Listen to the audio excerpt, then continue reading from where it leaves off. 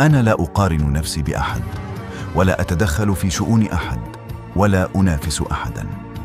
وإن كنت تعشق المقارنات فذلك شأنك لا شأني، فأنا بعيد عن الجميع، وأتمنى الأفضل لكل من حولي.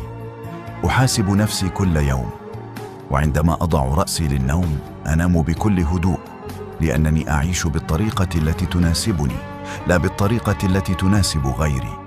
أفعل ما أؤمن به فقط، ولا أتصنع لكسب رضاء أحد.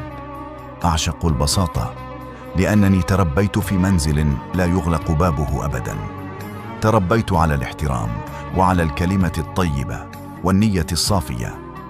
وتعلمت أن راحة البال لا تشترى، وأن القلوب النظيفة لا تخسر أبداً.